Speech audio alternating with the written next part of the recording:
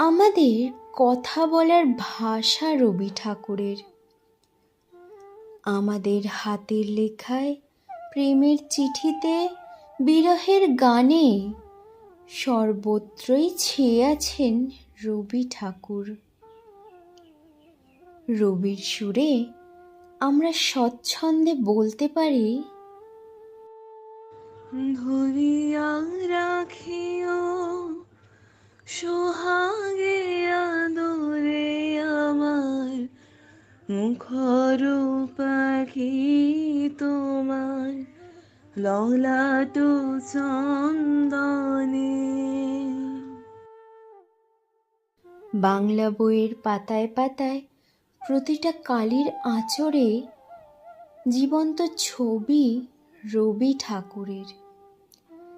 গল্প উপন্যাসের ছত্রে ছত্রে